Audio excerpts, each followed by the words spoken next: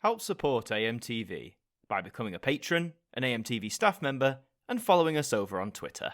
Hi there guys, it's Adam Martyn here, and welcome back to another video, and today we're going to be talking about the BBC, but specifically regarding if the BBC is in trouble financially, and are they really just running out of money? But before we get started on this video, please remember to leave a like on it. It really does help us out, and we're desperately trying to reach 50,000 subscribers before the end of the year. We have got a long way to go, but I believe with your help, we can get there. Let's get into the meat and potatoes. It was announced recently here that the BBC has agreed to sell the EastEnders set at Elstree to raise funds. Now, the BBC has been filming EastEnders there since it began back in the mid-1980s, but it's historically had such a connection with Elstree, so this has come as quite a surprise to those who are interested in the TV landscape, but this isn't the first time, of course, this has happened. We'll delve into that a little bit later, but let's get into what's going on. The BBC has agreed a deal to sell the EastEnders set and its other studios at Elstree as part of a drive to raise funds. The TV soap will still be filmed on the site, however, after the BBC also agreed to lease back Albert Square from its new owner, the insurance giant AXA. The price AXA will pay for the 16-acre site has not been disclosed, but the BBC was reportedly looking for £70 million, and it comes as the broadcaster has to find £500 million in annual savings, over £500 million in annual savings, mind you. So they've sold the EastEnders set. It's no longer technically theirs. What they're doing is they're leasing it back, essentially renting it back off this AXA firm to use to continue filming the show. So there isn't going to be any filming disruption by the sounds of it or anything like that, but it is quite significant that that particular block of land that EastEnders has filmed on for 4 decades now is no longer necessarily owned by the BBC. As it says, they wanted to reportedly get £70 million. It's not disclosing what they're actually getting. Now, some would say because this is a BBC article, surely the BBC has a public obligation to disclose that. It could be something to do with the agreement they've reached with AXA. Maybe they don't want it publicly disclosed. There could be a litany of reasons. Now, whether or not they got the 70 million is yet to be seen. Often, businesses try and get lower, so my instinct is saying they didn't maybe quite get 70, but that's still a significant way away from $500 million in annual savings they've got to make. The sale of the Elstree Centre site is part of an ongoing review of the BBC's property portfolio in order to provide the best value for licence fee payers. That was said by the Chief Financial Officer, Alan Dixon, who also said as part of the sale, the EastEnders site has been secured on a long-term lease, and Elstree will continue to be the home of Albert Square. And the sale comes 2 years after the BBC finished rebuilding the EastEnders set at a cost of £87 million, which was £27 million over budget and 4 years late. We'll talk more about that rebuilt set a little bit later on in this video, but that is quite significant. To rebuild that set cost £87 million, and now they don't even technically own that set anymore, they're just leasing it. It's pretty significant of a development, if you ask me. The BBC's Elstree complex has also previously been home to programmes like Children in Need, Casualty, Holby City, Top of the Pops, and Election Night broadcasts. But it does not include a separate nearby studio complex where Strictly Come Dancing is based, and where films like Star Wars and TV shows, including The Crown, have been shot. The BBC also recently sold its Maida Vale music studios and is due to move out of Wogan House in central London, which is home to Radio 2. So the BBC, as the Chief Financial Officer said, is dropping a lot of their property portfolio. Maida Vale was historic for a lot of its music, what it was used for musicians, for artists to come in. I believe that was actually saved by Hans Zimmer, of all people, and a group of other, famous composers and artists, so it's not exactly going in the dump there.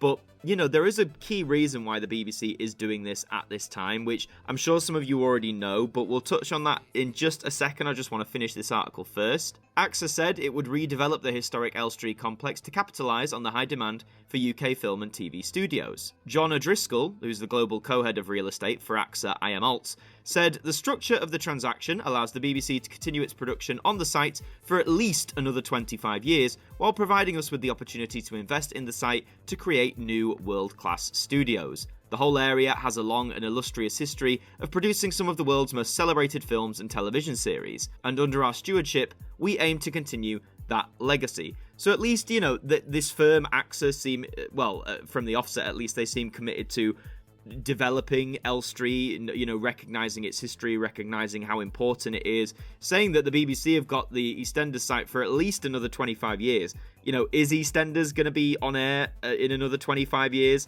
My guess would be no, but with how long TV shows can run, you never really can tell. Let's just touch on the Albert Square set a minute. So this was announced about 2 years ago, around this time, in early January 2022, saying that they'd moved into Albert Square. Cameras were rolling for the first time on a troubled 86.7 million replacement for the BBC soap set. The show's original home at Elstree was only intended to be used for 2 years. They didn't have faith, clearly, but has lasted since 1984.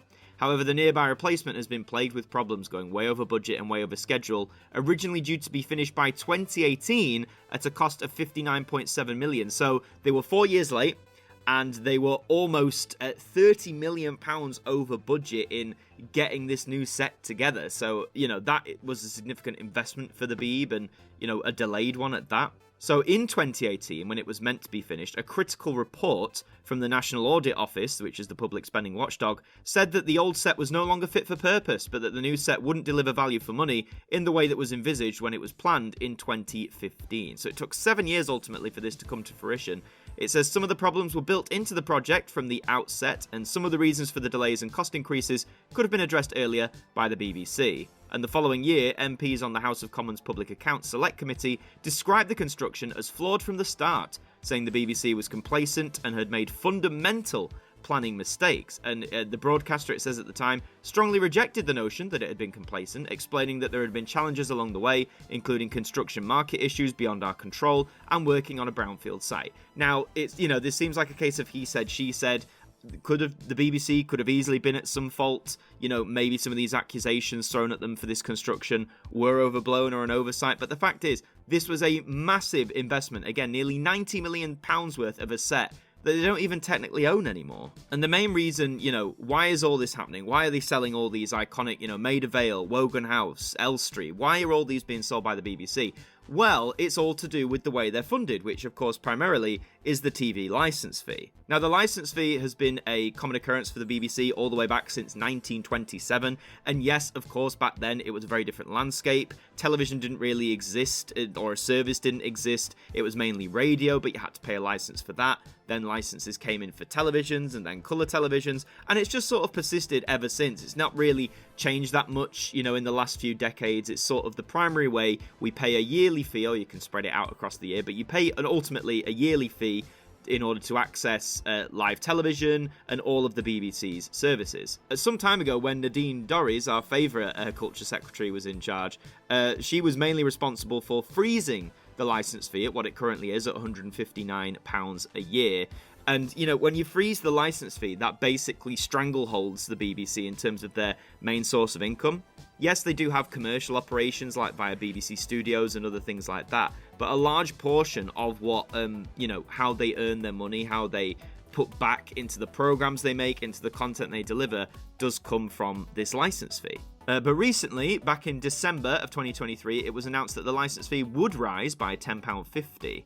So that would make it £169.50 total. It's a rise of 6.6%, and the figure was determined using September's rate of inflation, that's September 2023, rather than an average across the last year, because as anyone knows, inflation over 2023 was just absolutely insane. Due to recent fall in inflation, that means the £169.50 figure is less than the BBC and the Office for Budget Responsibility, or the OBR, had anticipated. The decision to raise it by a smaller percentage will leave an expected funding gap of around £90 million. So if they're already trying to save $500 million, a year, and now they're expecting this gap of 90 million in budget. So, some of those programs that maybe were rested, as they said, like Question of Sport, for example, could that come back if there's this 90 million gap? Who knows? This means that there's less likelihood of new programming being commissioned, especially original programming. They might rely more on remakes, which I know some of them do very well. I mean, just look at Gladiators recently, but that might stifle original content production for the BBC. The government is also launching a review of the BBC's funding model, which was said by the current culture sec, Lucy Fraser, And so this increase in the fee, this will come into effect in April. So yes, that does mean it's more money on, the average person like you and me for the license fee. I always maintain that the license fee is more than worth the money for what you're getting. Not only, obviously, are you legally allowed the right to watch live television, but you're getting access to all the BBC services. And, I feel like I have to remind people sometimes who I talk to that the BBC isn't just the TV channels. It's radio, it's all the outreach programs they do, getting people involved into the industry, all the local radio, everything they do for local communities. What the BBC does for vast swaths of the UK, I'm not saying they're perfect, but what they do for the vast swaths of the UK, the services they put out and all that is immense. And I do think, I always maintain this, even if they scrapped the license fee or the BBC went kaput and disappeared entirely, it would be noticed by more people than you think, even those who say, oh, why would I pay a license fee? So, it's a key organ for the BBC. Now, I'm not saying the license fee is perfect as is. I do think launching a review into it isn't necessarily a bad thing. I think if we can come up with different ways of adapting the license fee, maybe not necessarily going on a subscription-based thing, but if there's better ways to adapt, I'm all for that. In a statement, the BBC board said, "We note that the government has restored a link to inflation on the licence fee after 2 years of no increases during a time of high inflation. The BBC is focused on providing great value as well as programmes and services the audience love. However, this outcome will still require further changes on top of the major savings that we're already delivering. Our content budgets are now impacted, which in turn will have a significant impact on the wider creative sector across the UK, and we will confirm the consequences of this as we work through our budgets in the coming months." So, yes, content budgets are going to be severely affected. I wonder if regarding the TV channels, it's already been purported that channels like CBBC and BBC4 are going to be moved online gradually in the next few years. It does make me wonder if BBC Three will see the same fate again, because of course they historically went online only back in 2016. And then they came back as a TV channel in 2022, which I must admit was quite baffling for a lot of people, considering the main demographic they're aiming for, the 16 to 35, who I'd argue nowadays probably consume more stuff via online and streaming than they do terrestrial television. So it does make me wonder if BBC Three will return to the online space. It would probably save them a fair chunk of money. The BBC had expected a rise closer to £15, which is around 9%, based on the average rate of inflation over the past 12 months, a metric which has been used before. However, the Culture Sec said earlier that an increase of £15 would absolutely be too much. Yeah, I'm sure she did. On Monday, Ms Fraser had said she was concerned a significant rise in the fee would add to the cost of living pressures. There's nothing wrong with that statement in theory, but the fact is everything's going up, and it's not just the BBC. It's all the streaming sites and their fees, Disney+, Netflix, Amazon, everything is going up. I think, like myself, I'm sure you can attest to this, everything in our general life is going up in price because of inflation. So just to touch a tiny bit more on the funding model, it says there's been speculation in recent years that the funding model could change, with an increasing number of the BBC's critics suggesting a universal fee no longer makes sense in a digital era of abundant choice. I wouldn't necessarily disagree with that outright. This is what I was talking about, adapting it for the current landscape. Just looking at some more numbers here, it says September's inflation rate, this is September 2023, was 6.7%, which would have meant a rise in the licence fee of £10.65. However, the government rounds down to the nearest 50p or pound, so in this case £10.50, which is more like 6.6. The BBC's funding was £3.7 billion in 2013, and it is now £3.74 billion in 2023, which doesn't seem like that. Obviously, that is a huge amount when you actually break it down, but it doesn't seem like that when you put those two numbers together over the last 10 years. If the licence fee had increased with annual inflation, the corporation would have an extra $1.16 billion in funding from the fee alone. So that just shows you how different the metric would have been, depending on how the government decided it. It does mention that the amount of households paying the licence fee has dropped by nearly 500,000 over the last 12 months. Some have refused to pay, but the figure is partly down to the number of elderly people who are unaware they now have to buy a licence, because of course the government transferred the responsibility of free licences for the over 75s to the BBC in 2019. And just to point out that, again, this isn't just the BBC raising things. Disney Plus is raising their prices by 38%, Netflix rising by 14%. But yeah, a lot of people go, oh yeah, I'm happy to pay that.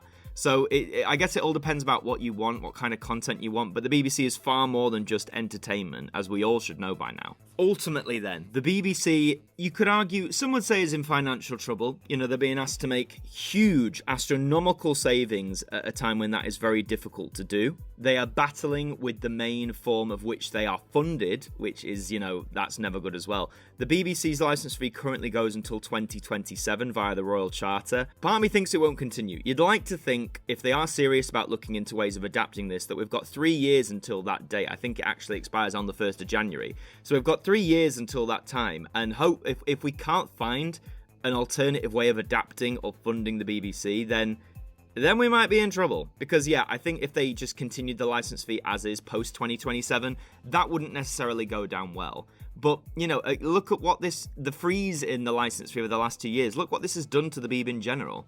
You know, they've had to sell Elstree, Maida Vale, Wogan House. They've had to sell all these places in a desperate attempt to raise some funds. And you know, is the BBC going to go bankrupt in like the next 5 years? I don't think so. You know, it gets billions in a budget annually. I think that there's enough smart heads on there to organise that accordingly. But sadly, I do think in the last 5 years we're going to see more cuts to services. Like, you know, local radio is already in jeopardy of disappearing. I think that could potentially happen. Things like BBC Three might go back online. Other channels, things like that might go back online. It is a really dire time for the corporation, I think, at the minute. You know, when a lot of the chips are stacked against them and they're desperately fighting to maintain what they are and what they stand for here in the UK, which is a public service broadcaster of the gold standard. That's what we're essentially paying them to be, to deliver us stuff that we enjoy, like in terms of the entertainment, but also news that we trust and respect. So hopefully the BBC's fortunes will turn around, but I want to know what you think. What do you think the BBC's financial situation will be, say, in the next 5 years, come the 2030, stuff like that? Let me know in the comments below. That is all for this video. Please remember to leave a like on it if you enjoyed, and subscribe to us here if you're brand new as well. We would love to have you aboard here with us. In the meantime, I've been Adam Martyn from AMTV. Thank you for joining me, and I'll see you next time. Thank you to our patrons for helping to support the show. And a special thank you to Macra, Ben Freeman, Ethan Carberry-Holt, Bruce Danton, Globe of Reviews, Derek Chambers, Shaun Knock, Daud Khan, Liam De-Maine, Trev Hughes, Ajmac 200017, Harper, Dec KP 20, and Simon Harrisson, our AMTV staff members.